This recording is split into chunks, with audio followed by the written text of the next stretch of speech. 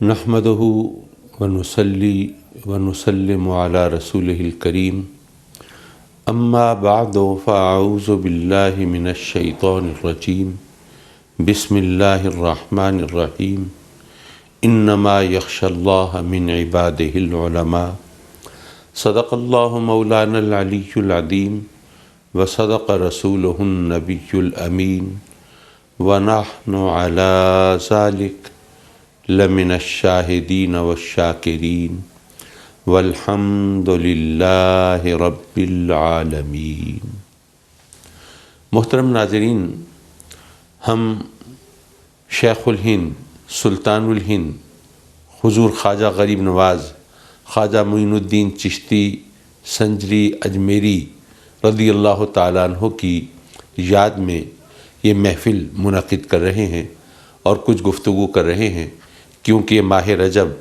یہ ان کے یوم وصال کا مہینہ ہے اور 6 رجب کو یہ چھٹی منانا یہ اہل محبت اور اہل طریقت کا طریقہ ہے۔ اور جہاں تک حضور خواجہ غریب نواز رضی اللہ تعالیٰ عنہ کی عظمت اور شان کا تعلق ہے، تو ہم تو کلمہ گو ہیں، مسلمان ہیں، ماننے والے ہیں۔ ان کی عظمت اور شان کے تو وہ بت پرست جو ہیں وہ بھی معترف ہیں، ان کو ایمان کی دولت ملے نہ ملے، لیکن حضور خواجہ غریب نواز سے عقیدت اور محبت وہ ان کو بھی وراثت میں ملتی ہے، کیونکہ تاریخ اس پر شاہد ہے، اور جو وہ چیز مشاہدے میں ہو اور تاریخ کے اوراق میں محفوظ ہو، اس سے آنکھیں چرانا ممکن نہیں ہوتا۔ ہم گزشتہ درس میں یہ سیکھ رہے تھے کہ آپ کس طرح دنیاوی آلائشوں سے دامن چھڑا کے حضرت ابراہیم قندوزی رحمۃ اللہ علیہ کے وہ عطا کردہ روٹی کے ٹکڑے کو کھا کر جب آپ کی قلب و ذہن کی دنیا بدلتی ہے اور آپ ان چیزوں کو چھوڑ کے اور چکی اور باغ جو آپ کو وراثت میں ملے ہیں اور ظاہر ہے کہ رزق حلال کا ذریعہ ہے، وہ اس کو بیچ کے اور پھر وہ جو رقم ہے وہ بھی سینت کر رکھنے کی بجائے اور کوئی انویسٹمنٹ کی بجائے آپ راہ خدا میں غریبوں میں تقسیم کر دیتے ہیں اور پھر نکل کھڑے ہوتے ہیں، اور اب آپ کے سامنے کچھ منزلوں کا تعین ہے۔ آپ کو پتہ ہے کہ آپ کے والد گرامی آپ کو کس مقام پر دیکھنا چاہتے تھے اور کہاں پہ رکھنا چاہتے تھے، تو اس لیے وہ علوم ظاہری کے حصول کے لیے پہلے وہ عراق کا رخ کرتے ہیں۔ اس وقت نیشا پور راستے میں پڑتا ہے، وہ اس سے آپ کی ویسے بھی وابستگی ہے، پہلے بتایا تھا آپ کو کہ پہلے قرآن مجید حفظ بھی وہیں پہ کیا تھا آپ نے، اور ابتدائی تعلیم بھی وہیں پہ حاصل کی تھی، اور وہاں پر وہ قتل و غارت گری کے منظر بھی دیکھے تھے۔ بہرحال وہ وہاں سے گزر کر آپ پہنچتے ہیں خانقاہ چشتیہ میں۔ چشت ایک چھوٹا سا قصبہ ہے۔ سب سے پہلے چشتی کا لفظ استعمال ہوا حضرت اسحاق شامی رضی اللہ تعالیٰ عنہ کے نام کے ساتھ۔ انہوں نے وہاں پر یہ سلسلہ شروع کیا تھا۔ اگر ادھر گیا تو تاریخ کے اوراق اور زیادہ پھیل جائیں گے اور مشکل ہو جائے گی، تو بہرحال یہ میں عرض کر رہا تھا کہ آپ نے پہلے تو، کیونکہ آپ کا جو وطن ہے سنجر وہ خراسان میں ہے، وہاں سے نکل کر آپ پہلے مشرق کا رخ کرتے ہیں، اور وہاں سے کیونکہ سمرقند اور بخارا جو ہیں وہ علم و عرفان کے مرکز شمار ہوتے ہیں، بڑی بڑی ہستیاں ہیں وہاں پہ،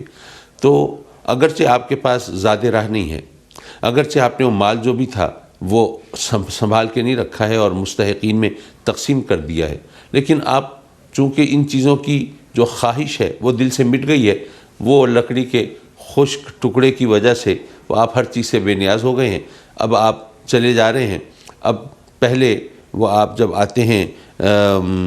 نیشا پور، وہاں پر بھی حضرت عثمان ہارونی، معاف کیجئے،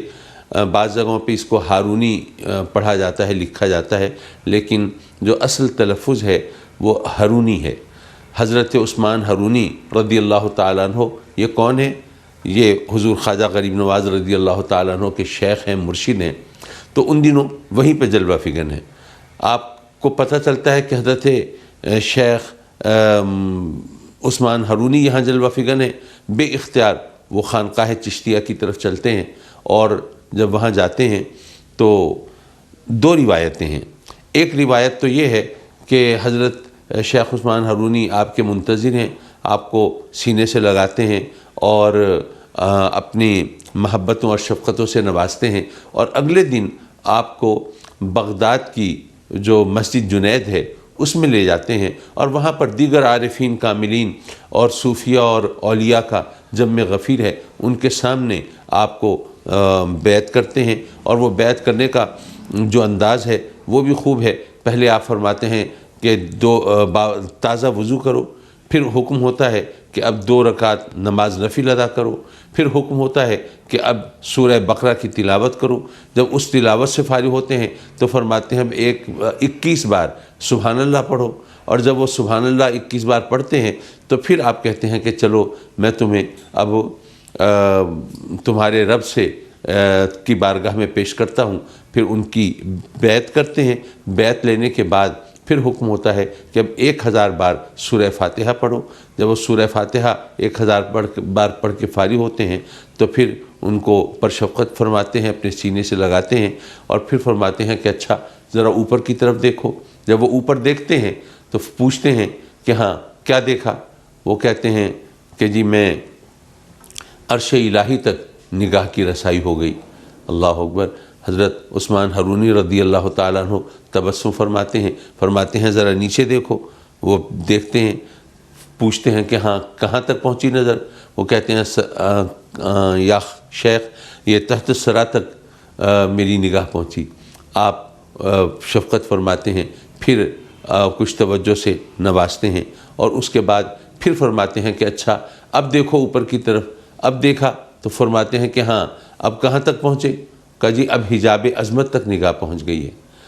حضور عثمان حرونی رضی اللہ تعالیٰ عنہ فرماتے ہیں کہ جو کچھ ہمارے پاس تھا وہ تو ہم نے تمہیں دے دیا، لیکن یہ ان تمام مقامات اور مراحل کے لیے کچھ منزلیں طے کرنا ضروری ہوتی ہیں، کچھ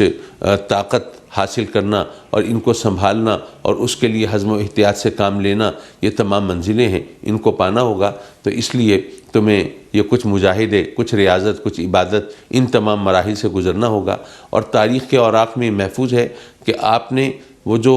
بیعت کرنے کے بعد جو مجاہدے کیے، جو ریاضتیں کیں، وہ اتنی شدید تھیں کہ وہ شاید ایک عام انسان کے لیے ناقابل یقین ہوں، اور وہ صرف قصوں کہانیوں کی بات ہوں۔ ایک دوسری روایت یہ ہے کہ جب آپ خانقاہ چشتیہ میں داخل ہوئے اور سیدنا عثمان حرونی رضی اللہ تعالیٰ عنہ کی بارگاہ میں حاضر ہوئے تو اس وقت آپ نے زیادہ توجہ نہیں فرمائی اور بے توجہی رہی، اور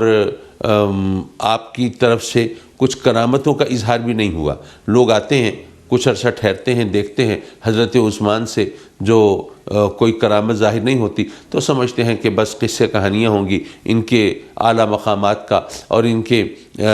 حیثیت کا، جو لوگ چرچا کرتے ہیں کہ جی ایسے اللہ کے ولی ہیں، ایسے مرد خدا ہیں، اور رب کی بارگاہ میں ان کا یہ مقام ہے، فلاں ہے، فلاں ہے۔ یہ بس کہی ہوئی باتیں ہیں، ان کی کوئی حقیقت نہیں، کیونکہ کوئی کرامت تو دیکھی نہیں۔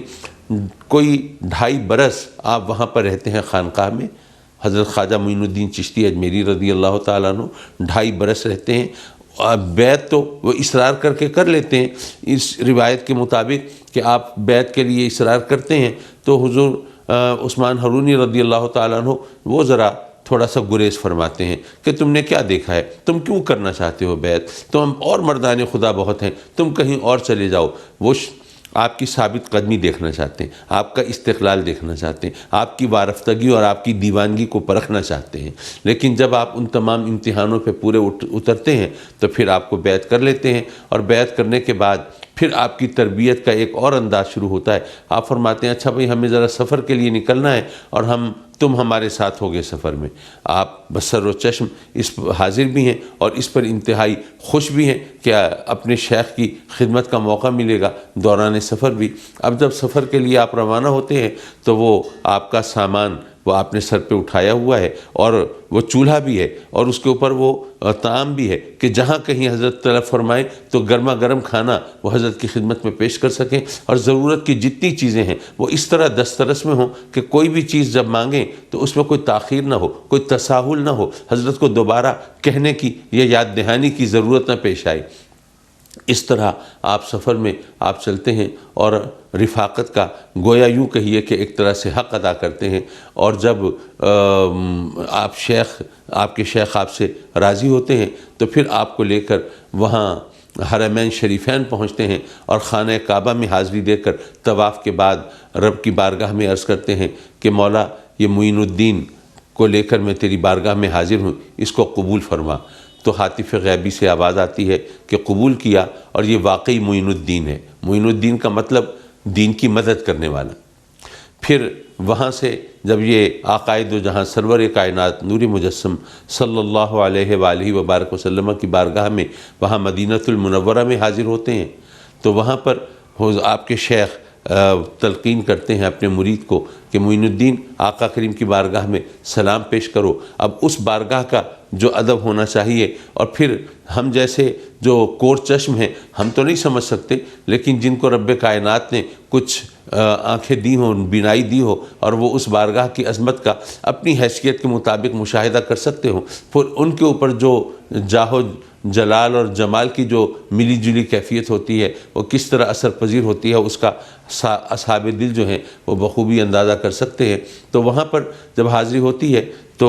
آپ کے شیخ کہتے ہیں آقا کریم کی بارگاہ میں سلام عرض کرو۔ اب اس وقت گلا خشک ہے، آواز نہیں نکل رہی ہے، ٹانگیں کپ کپا رہی ہیں، اور وفور عقیدت و محبت سے کچھ سمجھ نہیں آ رہا کہ یہاں پر حاضری کی کون سے آداب بجا لائیں اور کس طرح سلام پیش کریں۔ بالآخر آقا کریم کی بارگاہ میں حاضر ہو کے عرض کرتے ہیں السلام علیکم یا سید المرسلین۔ تو آقا کریم صلی اللہ علیہ وسلم کی طرف سے جواب آتا ہے وعلیکم السلام یا سلطان الہند۔ اچھا، اب یہاں پر کچھ باتیں ہیں، کچھ روایتیں تو ایسی ہیں، اور صوفیہ میں یہ باتیں اس طرح مشہور ہیں جیسے کہ یہ اس میں کسی کلام کی اور تردد کی گنجائش نہ ہو۔ وہ کہتے ہیں کہ وہ روضہ اطہر سے جو جواب ملا ہے وہ اتنا بلند تھا کہ وہاں پر حاضرین نے سب نے سنا ہے۔ اب ہمیں تو اس بارے میں ماننے میں کوئی عذر نہیں ہے، ظاہر ہے آقا کریم صلی اللہ علیہ وسلم اگر کسی کو نوازنا چاہیں تو اس میں آپ کا اور میرا کیا دخل ہو سکتا ہے، تو یقیناً ہمیں مان ہی لینا چاہیے۔ لیکن بعض اوقات لوگ جو ہیں جو علوم ظاہر کے حوالے سے سوچتے ہیں کہ یہ جو اللہ کی طرف سے جو قوانین ہیں وہ کیسے بدلے جا سکتے ہیں، اور شریعت کے احکام کو پس پش کیسے ڈالا جا سکتا ہے، اور عالم برزخ سے اس طرح عالم دنیا کا رابطہ کیا یہ اللہ کے بنائے ہوئے قوانین سے یہ انحراف نہیں ہوگا، تو یہ اس بات کو اس طرح ماننا کس حد تک درست ہو سکتا ہے۔ تو پھر اس بارے میں یہی ہم عرض کر سکتے ہیں کہ دیکھیے یہ تو ایک روحانی کیفیت کی بات ہے نا، ہو سکتا ہے کہ یہ جواب صرف حضور خواجہ غریب نواز رضی اللہ تعالیٰ عنہ اور آپ کے مرشد حضرت خواجہ عثمان حرونی رضی اللہ تعالیٰ عنہ نے سنا ہو، لیکن چونکہ اب روایات چلتی ہیں کہ ادھر سے یہ جواب آیا اور آپ نے سنا، تو ممکن ہے کسی نے وفور عقیدت میں یوں کہہ دیا ہو کہ نہیں جی یہ جواب سب نے سنا، اور پھر سننے والوں نے یہ سن کر کہ جی ہمیں ایک شیخ کامل نے، ایک اللہ کے محبوب اور نیک اور مقبول بندے نے بتایا کہ جواب سب نے سنا، تو اس نے آ کے پورے تیقن کے ساتھ اس کو آگے بڑھا دیا ہو اور لوگوں نے اس کو صحیح مان لیا۔ اور یہ بھی ممکن ہے کہ واقعی آقا کریم صلی اللہ علیہ وسلم نے کرم فرمایا ہو، کیونکہ یہ جو کہا جاتا ہے جی یہ قوانین، تو قوانین جو ہیں وہ بے شک اپنی جگہ پہ ہیں اور ان کو ہم مانتے ہیں، لیکن بسا اوقات رب کائنات اپنے قوانین وہ بدل بھی دیتا ہے اپنے بندوں کے لیے۔ میں ایک چھوٹی سی مثال اگر پیش کروں، آج کل کے دور میں سائنسی دور میں ہم سب کو پتہ ہے کہ ٹھنڈک سے چیزیں سکڑتی ہیں اور حرارت سے پھیلتی ہیں، لیکن سائنس کے طالب علم یہ بھی جانتے ہیں کہ اس میں ایک ایگزیمپشن بھی ہے۔ وہ کیا؟ پانی جو ہے وہ پانی جب 4 ڈگری سینٹی گریڈ سے زیادہ ٹھنڈا کیا جائے تو پھر وہ سکڑتا نہیں ہے بلکہ وہ پھیلتا ہے۔ اس کی مولیکولر ساخت کچھ ایسی ہے کہ اس کے بعد پھر وہ سکڑنے کی بجائے پھیلتا ہے۔ اب جب وہ پھیلتا ہے تو کیوں؟ آخر یہ قانون سے انحراف کیوں ہے؟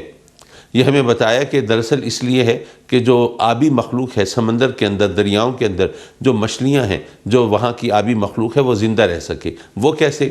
آپ نے دیکھا ہوگا کہ اگر آپ گلاس کے اندر برف ڈالیں تو برف تہہ میں نہیں بچ جاتا، پانی کے اوپر تیر رہا ہوتا ہے۔ کیوں؟ اس لیے کہ وہ پھیلا ہے نا، اور پھیلنے کی وجہ سے وہ ہلکا ہو گیا ہے۔ اگر وہ مسلسل سکڑ رہا ہوتا تو بھاری ہوتا اور بھاری ہو کر تہہ میں جاتا۔ تو اس سے فرق کیا پڑا؟ فرق یہ کہ جب سمندر کے اوپر ٹھنڈ پڑ رہی ہو تو پانی جم کر تہ میں نہیں جاتا، بلکہ وہ اوپر آتا ہے اور تہ کی سطح کے اوپر، سرفیس کے اوپر وہ تہ جمنے لگتی ہے، اور پھر اتنی موٹی تہ جم جاتی ہے کہ پھر اس سے نیچے مزید ٹھنڈک نہیں جاتی۔ فائدہ کیا ہوتا ہے کہ اوپر برف کی تہ جم گئی ہے اور نیچے پانی باقی ہے، اور اس پانی کے اندر مچھلیاں تیر رہی ہیں، ورنہ اگر پانی ٹھنڈا ہو کر نیچے بیٹھنا شروع ہوتا تو ظاہر ہے کہ نیچے سے جمنا شروع ہوتا، اوپر تک آتا، تو پھر مچھلیاں بھی اس کے ساتھ پانی کے ساتھ ساتھ اوپر آتی، اور بالآخر نیچے تہ سے لے کر اوپر تک پانی جم جاتا، مچھلیاں کہاں جاتی؟ وہ مر جاتی۔ تو اگر رب کائنات آبی مخلوق کی حفاظت کی خاطر اگر قوانین فطرت بدل سکتا ہے، اور بدلا ہے اس نے، ہمارے سامنے ہے، تو وہ پھر اپنے محبوبوں کی عظمت اور شان کو اجاگر کرنے کے لیے اگر کوئی قوانین بدل دے تو اس کے اندر کون سی اتنی تعجب اور حیرت کی بات ہے؟ صرف سوچنے کی بات ہے، اور ایمان لانے کی بات ہے، اور یقین کے درجات کی بات ہے۔ انشاءاللہ العزیز یقین کے ان درجات کی طرف اگلا سفر ہم اگلی محفل میں جاری رکھیں گے۔ وآخر دعوانا ان الحمدللہ رب العالمین۔